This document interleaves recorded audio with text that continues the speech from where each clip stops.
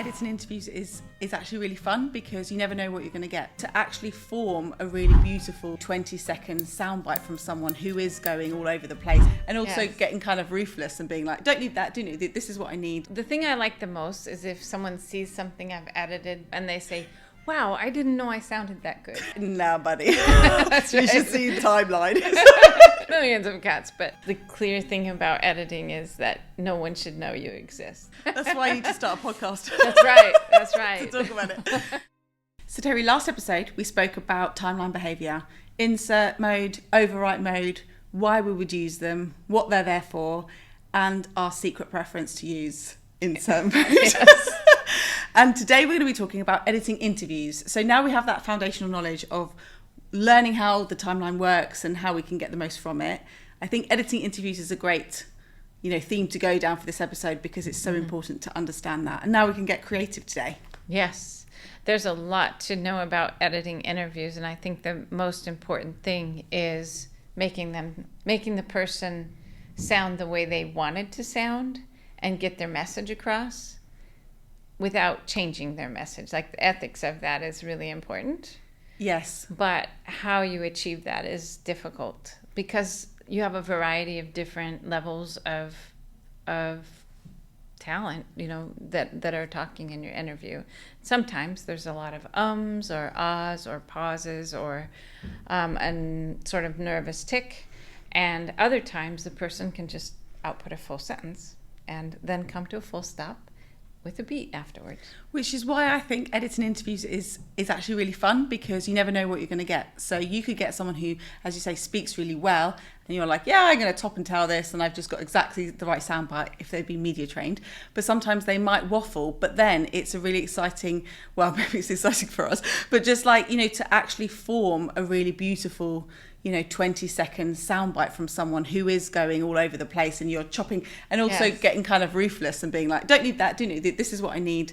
But also being creative at the same time as maintaining that natural voice, which is fun. Yeah. The thing I like the most is if someone sees something I've edited of them speaking in an interview and they say, wow, I didn't know I sounded that good.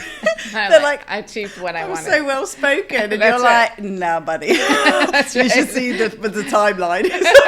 Chops all the time. Millions of cats. But yeah, so we can talk about some of the ways. So how do you get started when you have a lot of footage, a lot of interview footage? Well, first off, I think it's important to realise that it is daunting for us as editors to go into an empty timeline with long clips. And sometimes interviews can, editing this podcast, for example, sometimes I'm working with an hour worth of footage, which is an interview clip. Or sometimes you could be working with short clips that are in many different takes and they're all over the place. So it can seem a bit of an uphill battle when you're like, right, how am I going to get started? But just like our fear of getting started episode, the best way is to just dive in and go. So the way I usually tackle any kind of news package or feature piece is to start with the interviews because I know they're kind of like my anchor point, so I can base my voiceover around them, which is important because to base voiceovers around your protagonist as opposed to the other way around and making them fit your script. So always tackling the interviews first, starting with an empty timeline. And this is the way I do it. I bring the entire interview down onto the main track and I will chop all of the bits I don't want out and leave all of the main important information. So everything they've said, from throwaway sound bites to bits where they didn't realise they were being recorded or where they've said a funny little statement or, their full-on media-trained answers. I keep everything other than things that I definitely don't want, like me dropping the camera or the interviewer asking the question. And then I will put on top a title that tells me so I can scrub through exactly what they've said in that part. So it's like how I started the bakery, where it's going, that whatever the story's about. So I basically have a timeline full of juicy interview clips that then I can go and tackle. So I'll move that down the timeline and then I can get started. And yours are all late. You put titles above each clip so you know what they're saying without listening again. Yeah, I just like looking from a bird's eye view and seeing, okay, right, I'm going to start forming a voiceover now. So I need to know exactly what the interviewee said. But especially when you're looking at an interviewee that's staying in the same place the whole time, you don't know from just looking at the clips. So, obviously it's important to listen back to your interview as much as possible, But once you've already kind of gone through it, it could be 40 minutes you're going through. You don't want to have to keep listening to find that one throwaway sentence they said that's so good. Right. I mean, I think you put the whole clip on the timeline, and I mark in and mark out on my source and drag those down. And while you label each with the title, I kind of categorize as I drop. So like, oh, this is good for the open. So I have some clips for the open. Oh, these would be good in the middle. Like the open to me is stating the problem.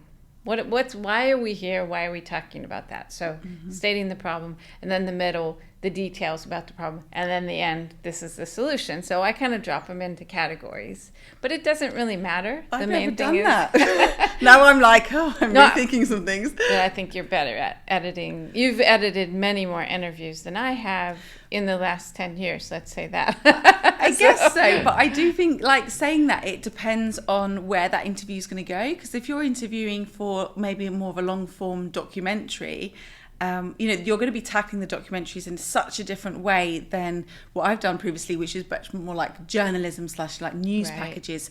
So, it's important, regardless of how you tackle them on the timeline, just knowing what footage you've got where, I think, is a takeaway from the way both of us would tackle them. And I might color code my clips, like these clips are about this topic, or they're the open, or they're about a certain topic that we're dealing with, if it's a longer form thing, so that if I move something out of that category, then I can see that I've, migrated something, and it could be migrated back. Like, it has meaning. Those colors have meaning to me, so I can just with a glance of my timeline say, oh, these are these kind of clips. Yeah, so being organized, regardless of how you do it. Yeah. I think it's important, whereas, some of the things we're taking from this is like, okay, so whichever works for you, you can move it throughout different projects, is fine. But if you're going to hand off your project to someone else, it's important to give them a good briefing of how they want to tackle that. So let's talk now about like the content of the interviews, because obviously you've got all of this amazing content on your timeline. Maybe they've said some great stuff, but you're struggling with, how do I now whittle that down to, kill your darlings, get rid of bits that you actually really love? Or how do you structure a piece? Like, how would you go about, Terri? You've got your content all color coded and in your sections now. What's your next step when you're creating a feature piece with an interview? Well, I mean, it's all about the story for me. So I would definitely think about what's missing in. I would definitely pick my favorites out of each section and see if I could put them together like a puzzle, how one would lead to another. But there's a lot of considerations, like, does a person naturally come to the end of a sentence?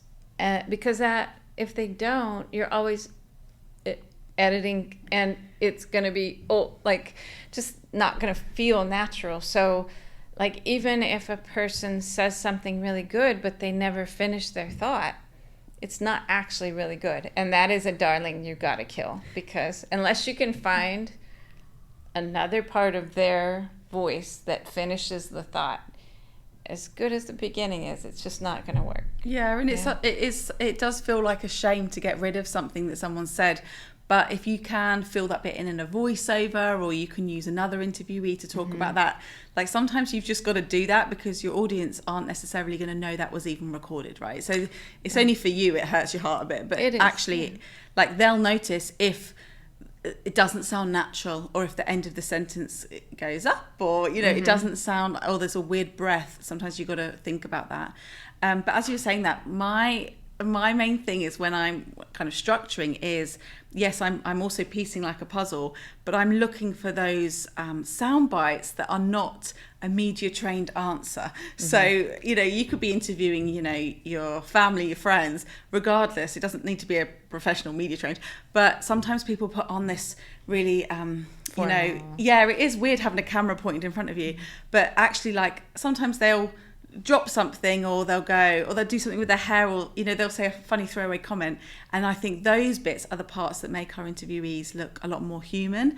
So I love keeping funny little lines in there that show their personality. So rather than tackling an interview and thinking, I just need to get the core of this news story out, but actually it's, you know, it obviously depends on the topic, but if you are doing something that's a lot more maybe feature based or about someone's emotions and feelings, you want to keep those bits in that tell the audience who they are. So to not be so throwaway with stuff that doesn't seem immediately obvious to keep, is, I think, is important.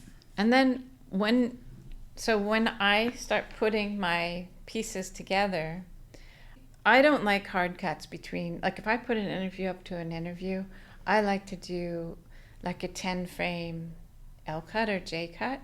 So how I do that is I cut the audio so the audio sounds perfect with the perfect amount of pause.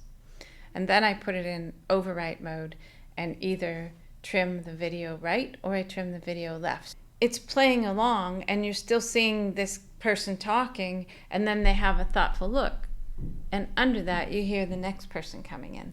Or you can even do what I kind of call a weave, which is not a technical term. I made that up. But it's just like I weave. So while this person is pausing visually, the next audio comes in.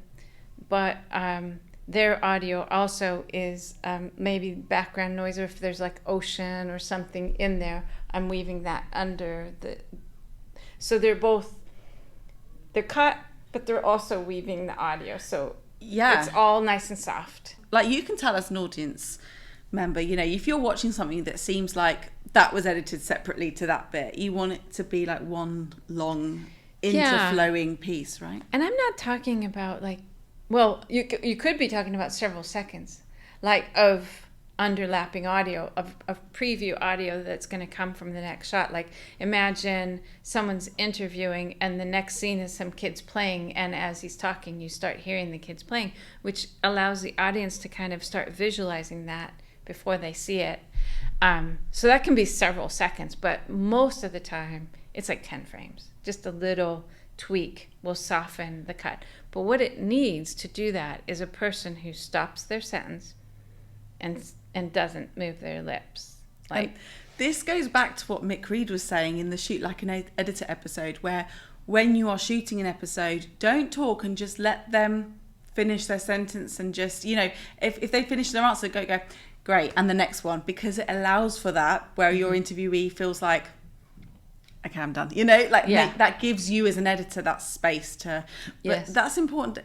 You know, as you were saying that, I was thinking, well, that just shows how frame by frame editing is so important, especially when it comes to interviews, where the difference of a frame or two can make the difference of whether something does sound natural or doesn't, or whether two sections that were filmed separately can go together or not. Or when someone's going to answer, when you're shooting, you can say, take a beat, take a pause, and then give it like 3 seconds and then answer. You know, so they can collect their thoughts. You're not in a rush, and then you get that nice clean face before, because that's what a split edit needs, is the clean. You need that lip time. flap. And also not cutting when somebody's blinking. Like it's really weird, because you think, a little move or just anything. Just a move, or just, you know, you almost need to listen to your whole interview with your eyes shut, so you can hear the natural, you know, flow of it, and then you need to watch it again with fresh eyes, so you can see, oh, that doesn't look right, oh, that does, and it's almost like an internal rhythm to see how something would flow naturally. So you almost want to listen to it and think, as you said at the beginning, oh, that person is you know, they're fantastic at talking, but then also, as you say, weaving in other visuals so that you can pull out the emotion in that clip. Right. So I like to pretend I have no B-roll. I want the story audible and visually perfect, because even though it might not be possible, I want to try and then add my B-roll, knowing that I don't have to add B-roll, because sometimes it's just better to see someone on camera. But if you edit so sloppily that you're not, you know, you have to use B-roll to cover up everything, then it just is going to be sort of monotonous to watch. Oh, I've never thought of it like that, but that's what we do. But it's like, doing it as if you didn't have any B-roll eliminates the forced B-roll. I hate it where you're like, I just need a clip to cover this, and you don't have anything of worth showing. It's not adding anything to the piece, and you're like, well, wouldn't want to use that, but I can't have this jump cut. It's like, have you ever watched like a live performance show, and they just keep cutting away from the performer that you want to see, and you're watching the judges or watching something. Like, I just want to see the performance. Like Eurovision. And you're like watching videos of their homeland. I'm like, no, this guy's trained for I want to watch him. Right. And sometimes it would be really frustrating, but you can have the same sort of sensation if you're interviewing someone who has some charisma or who just is fun to watch. Like, let people watch them. You don't have to have B-roll if you can weave the edit properly. Yeah, and again, going back to the shoot, and that's why it's important to shoot someone in an environment that matches the story, because then it's visually exciting and you're not leaving the editor with all of this, now I've got to, person key them out and change the background, and now I've got to, I think, just talking about person keying for a moment and just manipulating the footage, like, where is the line, do you feel, Terri, between keeping something authentic to how you've shot it to how far in the edit can we take it creatively before it becomes unethical? Or well, I mean, I think it depends on the topic and the purpose of the video. Sure. Right? So, like, you can totally imagine something that's completely effects and completely weird, and that's absolutely okay. But if you're doing a serious subject, you don't want to ever change what someone says, like, or their intent. But you want to cut out them clearing their throat, breaths into the microphone. These should be taken out and replaced with room noise so that, and it's not to make the person sound like they don't breathe, but it's more because those things are distracting. So the story will be clearer and live better without all that distracting stuff. But I think, I'm in favor of, if you're doing serious content, like, not when I mean serious, I mean you're trying to get someone else's message across. Like, either it's news or it's some story that, or maybe they're selling something that's really important to them. That's the main thing, and that you don't want to dissolving in and out and doing weird backgrounds or anything, like, because your viewer's going to be like, "Ooh, look at that!" Yeah, and then it becomes about the editor as opposed to the subject, and the idea is to keep them in the story of what they're talking about, right? Yes, the clear thing about editing is that no one should know you exist. Yeah, right. Yeah, in a way. That's why you need to start a podcast. That's right. That's right. To talk about it. So let's say we have a timeline then, Terri. We've picked out all of our best bits, we've put them in order, we've made sure we have, made some J&L cuts so it all flows beautifully. The next step, for me personally, would be adding a voiceover. Sometimes, obviously, it depends on the package you're doing. If I was doing a feature piece, in which case I have multiple interviews, a voiceover plays quite a big role because you're there to almost link those interviewees up. I mean, actually, I watched, I can't remember the name of it, but it was a 3 or 4 piece documentary, and it's on Netflix, and it was about O.J. Simpson, and the entire thing did not have a voice. It was amazing. You've that's seen possible. It. Yes, I mean I've seen things like that. You don't need anything else, like, because the protagonists on screen are telling the story, and the editor's so good that they can almost weave it that it doesn't need anything to join up. But if you are doing a piece where you need a voiceover, my best advice in that case would be to have your timeline and add in blank clips where you'd want to add a voiceover. And then, so I think we spoke about it in maybe the workflow episode where we were talking about using messy timelines, and we were thinking about, okay, well, audio is key to structure your piece. Everything is, audio is king. So it's like, it's the main thing that we need to focus on. So I would always time it out so that I can write my voiceover on the side, maybe on a different screen, and then I would play my clip and speak my voiceover. So then I know, coming off the back of a clip, my intonation matches what they said. So for example, if someone said something funny and I can go, and it makes sense. Whereas if you're reading a script, then it's back down. Yes. Yeah. And it takes away. So I feel like, when it comes to editing interviews, you also need to think about what the next stage is going to be. Will you be adding a voiceover? Will you be adding music? Is this just going to be a piece where you add maybe some subtitles on top? Like, you need to think about what comes next, because if you are going to do that, you need to essentially allow your timeline to breathe, so you have that space. I like that idea of allowing it to breathe, because you mentioned music. one of my pet peeves is if you play music through an entire interview and it's like one clip through the whole thing. It's like, at some point, it's okay for a while, and at some point I'm like, what is that music? Like, I'm listening to the music, not what they're saying. I can't. Oh, no. Why would you use music in a piece when it's not needed? Oh, because the content doesn't speak for itself. So you're almost adding music as opposed to enhancing what you've got. You're almost trying to keep the audience in there by fake means, by just being like, oh, I'll just shove that in there. It's like adding B-roll for the sake of it. It's like a tiny bit of transition music to tell the audience, now we're entering a happy part. Now we're entering a sad part. Now there's a tragedy, whatever.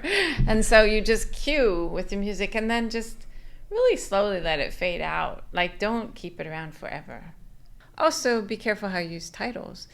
That OJ piece, I'm guessing they also just wove the interviews. You didn't need titles to tell you where the interview was going or whatever. Well, in some things you could use bumper titles with a little bit of music to like completely change. I do that a lot with my own stuff because that's just my style. Like, I would say, I have a little bumper and some music, and then we move into that, and it just allows me to be very random with what the next thing is. But I think, like, in a really good interview, this is like, you can just go with no titles at all, except for name. Yeah, adding the Aston bars or lower thirds, I think you can do that in a really nice subtle way, even if you are telling the whole thing with just interviews. But like the titles, I think sometimes can distract from a good interview, so it's important to also think about that as an editor, to say, okay, everything you're doing, it's the same with anything, right? Don't do something for the sake of it creatively. Like, every creative decision you make on the timeline, especially when it comes to portraying the opinions of someone else on camera, needs to be thought of as to why you're doing that. So tackling interviews, there's so many different facets to like throughout the whole process. But Terri, when you finish an interview, do you run it by the person you've shot? Like, what's been, because that is a kind of a weird grey area, right, as to how. I mean, I think news people don't. We don't. Well, no. In the past, whenever I've done an interview, it's like, that's because, I mean, they would want to change it to make themselves look in the best light, and it's not always about them, it's about the story. I think, I mean, ethically, what's the purpose of the piece? Is the purpose to tell what really happened, or is that person paying you to do this interview about them? And then, like, of course you let them say, oh my gosh, I didn't want to say that, or I said it wrong, because we all make those kind of mistakes. And if I'm paying for something to be done for me, to represent me, I think I should have a say in what it is, right? Yeah. So absolutely. I think it just depends on what the purpose of the piece is. If you're doing a documentary, that is I would say you don't need to, it is what it is, right? That's what a documentary is. You're supposed to be showing what the real situation is. Yeah, and I also think it does take away from the professional nature of it, to keep going back to that person and saying, do you like this? Do you want this? You're not there to, I mean, unless you have final drafts with people and you go back to show them. But I think for me as an editor, I love to get it to a stage, depending on the agreement with the person, but where you think that you've portrayed it in the best light possible and the best way that you can tell that story. Absolutely. And then it's exciting to watch other people watch their interviews, because they're always, when you show someone an interview they've done and they kind of watch it with a glimmer in their eye, or they're like, or like they're nervous because they don't know if it's going to come across well. But if you do a good job as an editor, it's a really nice feeling to kind of... Yeah, you can help them overcome maybe some problems they have with their speech, like a lot of ums. And then tell them afterwards, this took me about 3 days. make them realise. No, just let them walk away thinking they're brilliant. Just remember, but I think we've covered a lot today, Terri. That's a lot to take in. But what advice would you give to someone who's maybe struggling with an interview at the moment? Maybe they don't know how to kind of, maybe they're feeling a bit stuck. Sometimes you do get that, right? Yeah, I think there's some little tips that we could give, like be careful if someone's wearing a logo on their shirt, because you know, if I was cutting between me and you, I want us to be looking at each other. I don't want me to be facing that way and you to be facing that way. And if I have to flip you, yeah, I mean, if you're wearing a logo, I can't do that. No, continuity is so important. Yeah, and you kind of want to cut, even if they're not talking to each other, you don't want to cut this direction, this direction. You want to do this, this, this. It just feels very right. good point, yeah. Right? You don't want everyone facing the same way. It just looks like they're all looking. Yeah. Where are they going? Where are they looking over there? But yeah, continuity, even things like women's hair or their glasses. Have they we're the same, right? You watch TV and you think that cereal bowl was on the floor before or that door was shut. But it's the same with interviews. You know, people they're slouching or sitting up. You see it on reality TV all the time where they're, two people having a conversation and you just know as an editor, well, this is about 20 minutes worth into 30 seconds. And this conversation didn't really happen in that way. All of a sudden her feet are on the couch. Yes. Like, how did they get there? Wow, exactly. That was fast. So things like that's probably ways in which we could utilize B-roll in an interview. So you're not always using B-roll for interviews to emphasize what they're saying, but you're doing that as well, but you're also thinking, right, how can I cover any continuity errors that we might have? And in future episodes we can talk about B-roll and different uses for it, and we can dive more into that. But I think at the moment, for you guys watching at home, tackling the interview as the main track is such a core skill to have, and once you can keep developing that skill, working on that, and I guess interviewing more and more different types of people and different ways they are on camera, that's the way in which to get better at editing them, because you are constantly coming across new little challenges you can work out. Yeah, and I think if anything we said about insert or override, or I don't know if we talked about that much, but in the previous episode we went deep into insert, overwrite, clip linking. And so that is a good place to start if you're feeling overwhelmed by your timeline. Perfect. Okay, well, thanks again, Terri. Another week. Thank you. Another week in Hello Editor. And if you guys have any questions at home with editing interviews or working with characters on screen, please be sure to let us know in the comments below. Okay, thanks, Terri. Thank you.